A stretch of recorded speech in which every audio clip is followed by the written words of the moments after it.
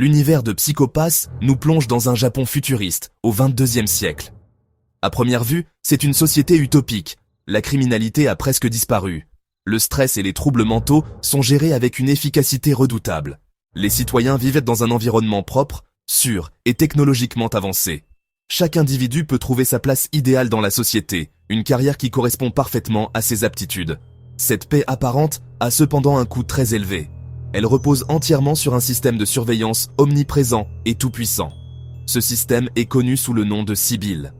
Il est le pilier central sur lequel repose toute la structure sociale, politique et psychologique de ce monde. Le système Sibyl est une technologie de biosurveillance avancée. Il scanne en permanence l'état mental de chaque citoyen. Cette mesure est appelée le Psycho-Pass. Le Psycho-Pass est une lecture numérique de la psyché d'une personne. Il comprend deux éléments principaux. Le premier est la teinte. U, qui représente le niveau de stress et les tendances émotionnelles. Une teinte claire indique un esprit sain et calme. Une teinte trouble signale un danger potentiel. Le second élément est le coefficient de criminalité, un chiffre qui quantifie la probabilité qu'un individu commette un crime. Si ce coefficient dépasse un certain seuil, la personne est marquée comme un criminel latent. Elle est alors neutralisée, arrêtée ou même éliminée avant même d'avoir commis le moindre acte répréhensible. Cette société préventive a radicalement transformé la notion de justice. La police, connue sous le nom de Bureau de la sécurité publique, n'enquête plus sur des crimes déjà commis. Sa mission est d'anticiper la criminalité.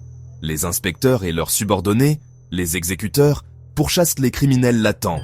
Ils sont armés de Dominator, des armes spéciales directement connectées au système Sibyl. Le Dominator ne peut tirer que sur des individus dont le coefficient de criminalité dépasse la norme. Il adapte sa puissance en fonction du danger perçu, passant d'un mode paralysant à un mode létal.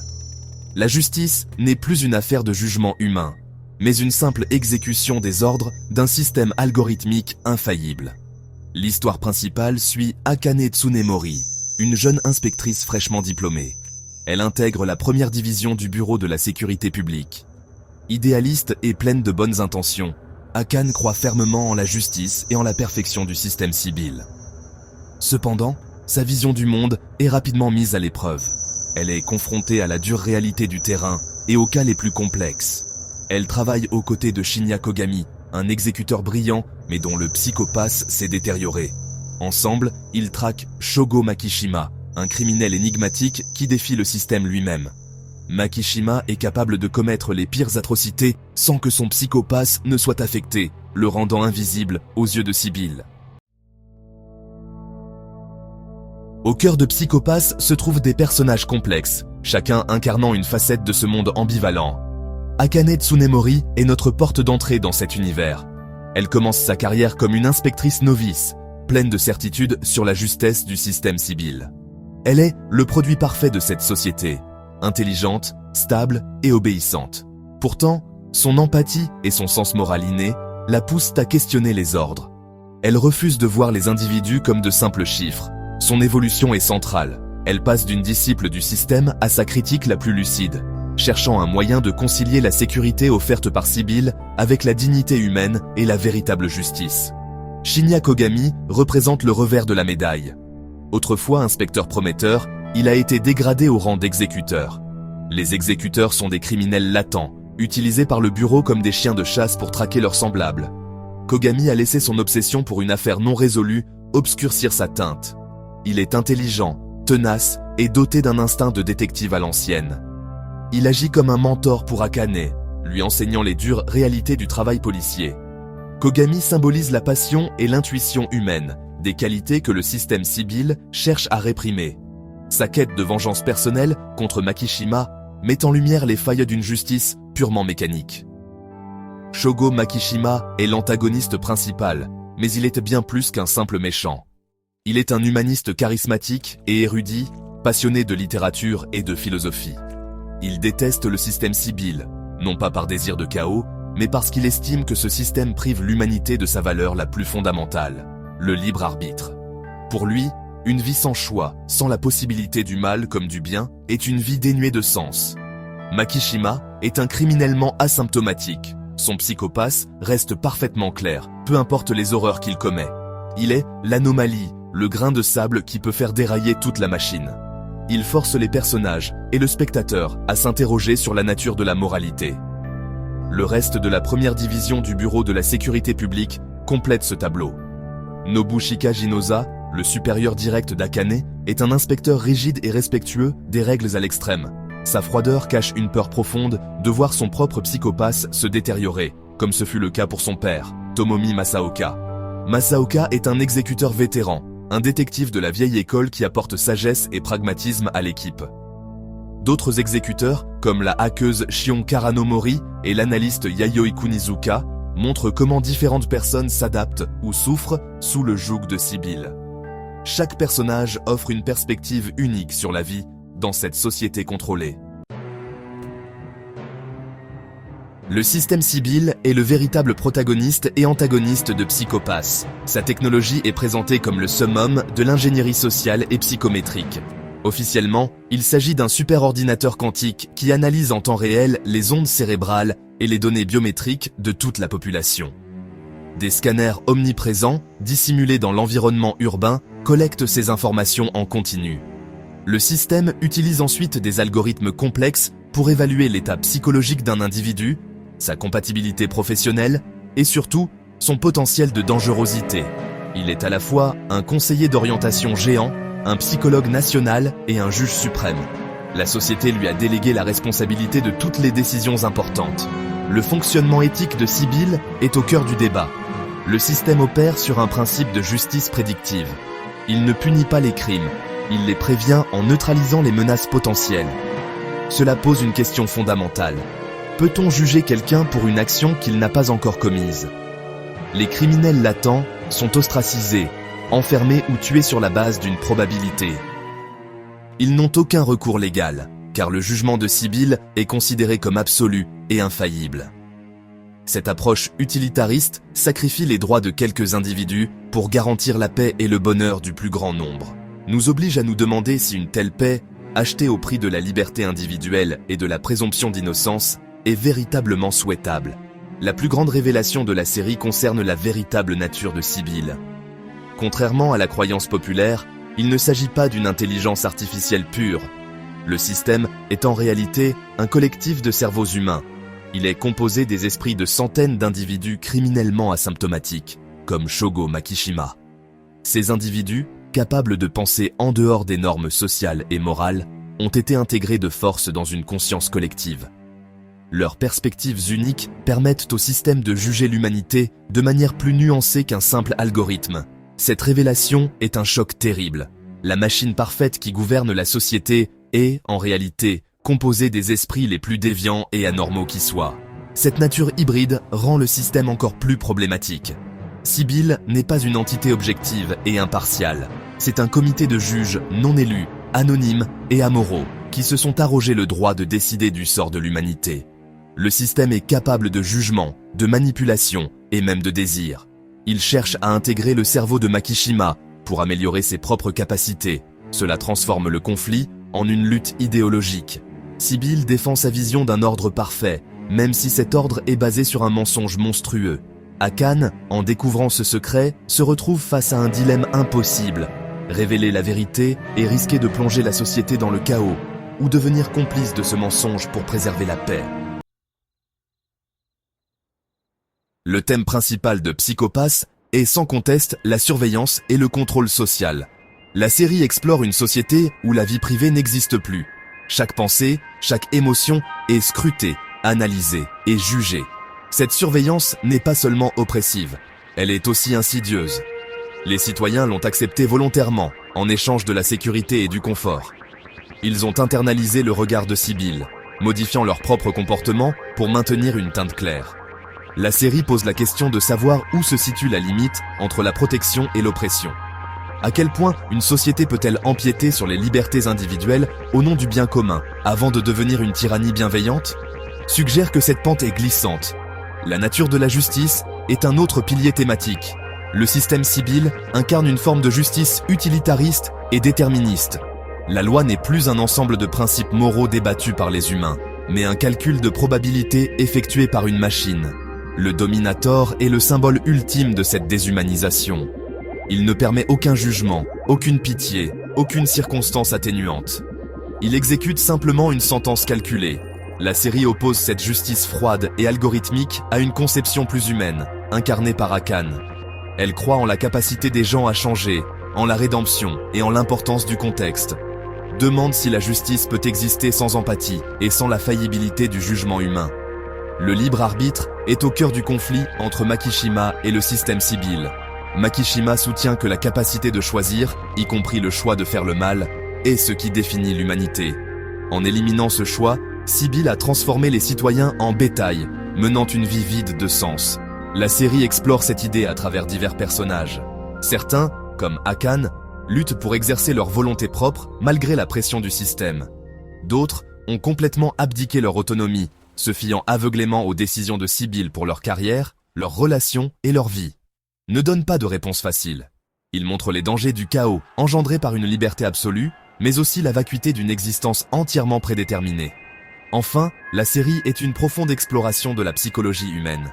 Le Psycho-Pass lui-même est une tentative de quantifier l'âme. Mais peut-on vraiment réduire la complexité de l'esprit humain à un simple chiffre ?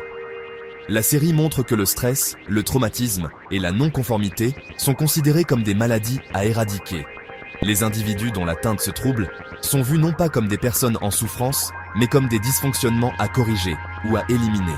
Cette pathologisation de la détresse psychologique soulève des questions inquiétantes sur notre propre société et sa quête de bien-être à tout prix. Nous avertit contre une vision trop simpliste de la santé mentale et de la nature humaine. Psycho-Pass ne sort pas de nulle part. La série s'inscrit dans une longue et riche tradition d'œuvres dystopiques. Son influence la plus évidente est le roman 1984 de George Orwell. Le système Sibyl est une version moderne et technologique de Big Brother. Il exerce une surveillance totale, non seulement sur les actions, mais aussi sur les pensées, ce qu'Orwell appelle le thought crime. Cependant, là où le régime de 1984 gouverne par la peur et la douleur, Sibyl gouverne par le confort et la bienveillance. C'est une tyrannie plus douce, mais peut-être plus efficace, car les citoyens en sont les complices consentants. La série met à jour les craintes d'Orwell pour l'ère numérique. Une autre référence majeure est « Le meilleur des mondes » d'Aldous Huxley. La société de Psycho-Pass ressemble beaucoup au monde unique de Huxley. Le bonheur et la stabilité sociale sont les valeurs suprêmes. Le stress et les émotions négatives sont éliminés par des moyens technologiques. Les individus sont conditionnés dès leur plus jeune âge pour accepter leur place dans une hiérarchie sociale rigide. Comme dans le roman de Huxley, le prix de ce bonheur est la perte de l'art, de la passion, de la science véritable et du libre arbitre. Shogo Makishima, avec son amour pour la littérature et la pensée critique, peut être vu comme une figure similaire à John le Sauvage, un étranger qui rejette cette utopie creuse. L'influence du cinéma de science-fiction est également palpable, en particulier les œuvres de Philip K. Dick. Le concept de justice prédictive est directement inspiré de sa nouvelle Minority Report, adaptée au cinéma par Steven Spielberg. Dans les deux œuvres, des individus sont arrêtés pour des crimes qu'ils n'ont pas encore commis, sur la base de prédictions. Psycho-Pass pousse le concept encore plus loin en l'appliquant à l'ensemble de la population et en l'intégrant dans tous les aspects de la vie. On retrouve aussi l'esthétique cyberpunk et les questionnements sur l'identité humaine propres à Blade Runner, une autre adaptation d'un roman de Dick, Les androïdes rêvent-ils de moutons électriques ? Au sein de l'animation japonaise, Psycho-Pass peut être comparé à Ghost in the Shell. Les deux séries se déroulent dans des futurs cyberpunk technologiquement avancés et explorent des thèmes similaires. Elles questionnent la nature de la conscience, la frontière entre l'homme et la machine, et la manière dont la technologie affecte la société et l'individu. Cependant, Ghost in the Shell se concentre davantage sur des questions ontologiques et philosophiques liées à l'âme, le ghost, dans une enveloppe cybernétique, le shell. Psycho-Pass, tout en abordant ces sujets, met un accent plus prononcé sur les aspects sociologiques et politiques, en particulier la justice, la loi et le contrôle social. Dès sa sortie en 2012, Psycho-Pass a connu un succès critique et public considérable, tant au Japon qu'à l'international. La série a été saluée pour son scénario intelligent, ses personnages bien développés et son exploration audacieuse de thèmes complexes.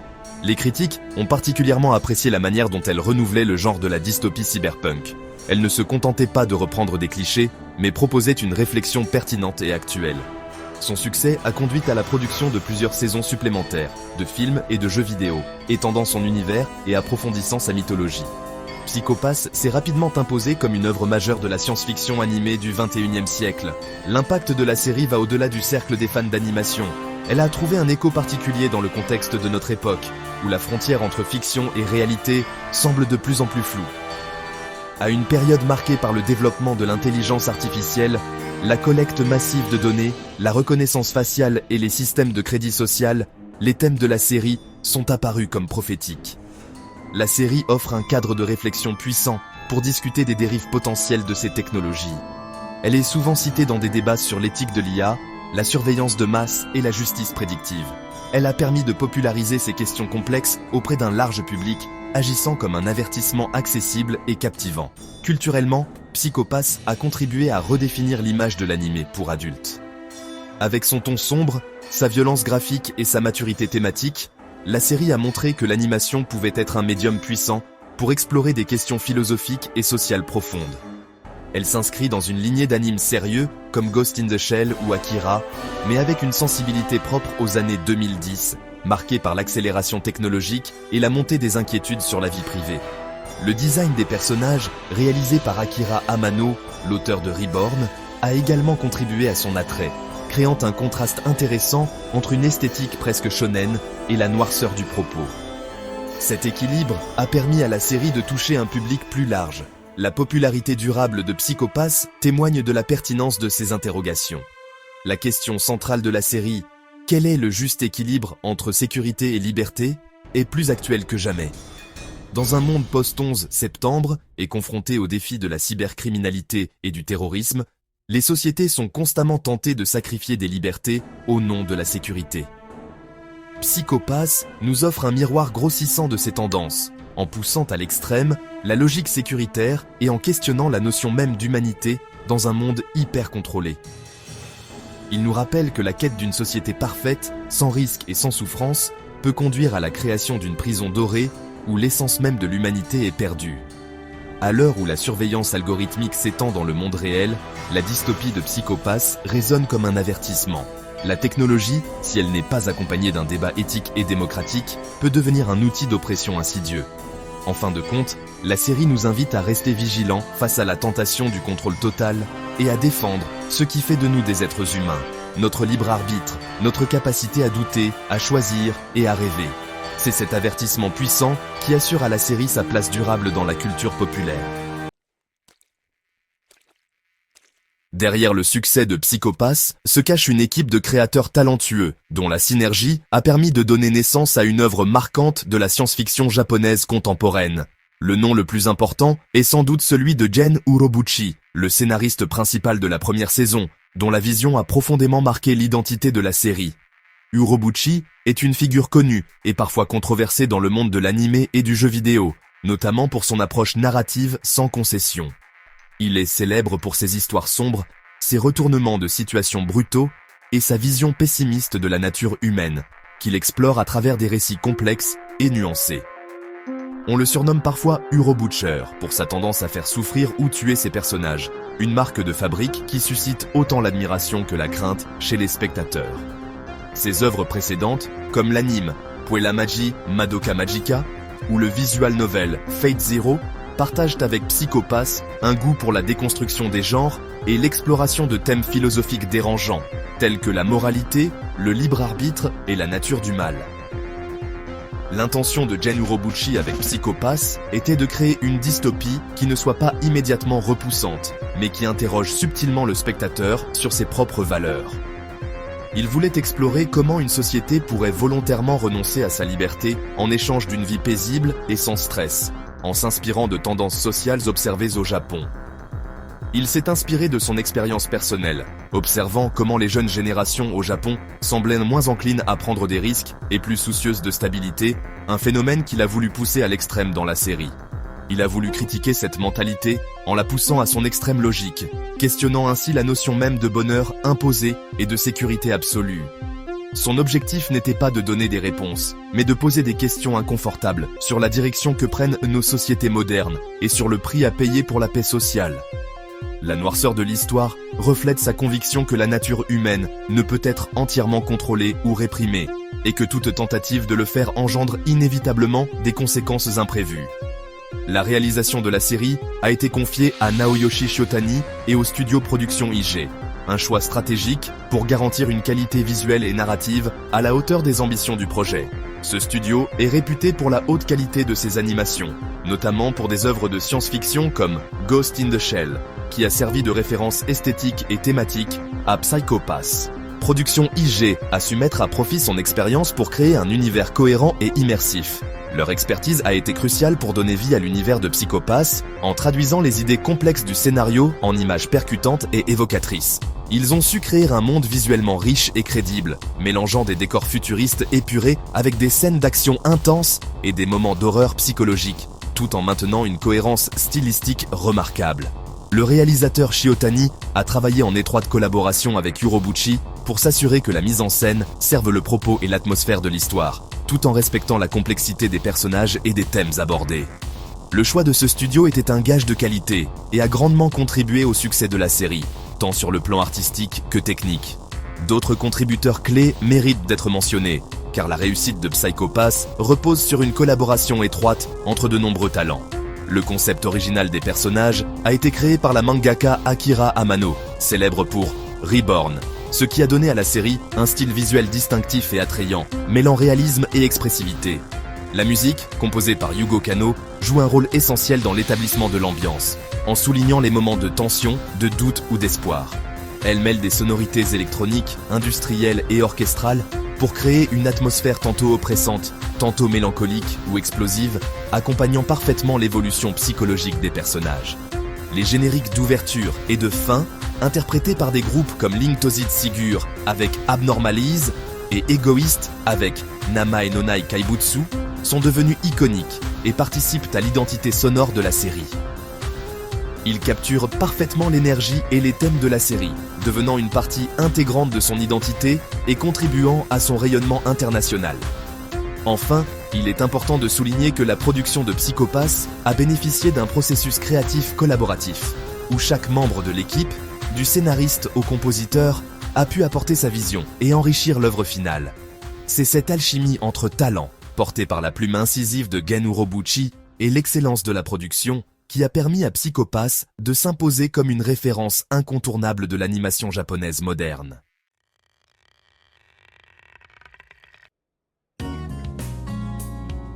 En conclusion, Psycho Pass est bien plus qu'un simple anime de science-fiction ou un thriller policier. C'est une œuvre d'une richesse thématique et philosophique exceptionnelle, qui s'impose comme un jalon incontournable dans le paysage de l'animation japonaise contemporaine. La série réussit le tour de force de nous présenter un monde dystopique complexe et nuancé, où chaque détail, du design urbain à la psychologie des personnages, contribue à une immersion totale. Elle nous plonge dans une société où les lignes entre le bien et le mal, la justice et l'oppression sont constamment floues, et où chaque choix semble entraîner des conséquences inattendues. L'ambiguïté morale est omniprésente, forçant le spectateur à remettre en question ses propres certitudes. La série ne se contente pas de dénoncer les dangers de la surveillance de masse. Elle nous interroge sur la nature même du bonheur, de la liberté et de ce qui fait de nous des êtres humains.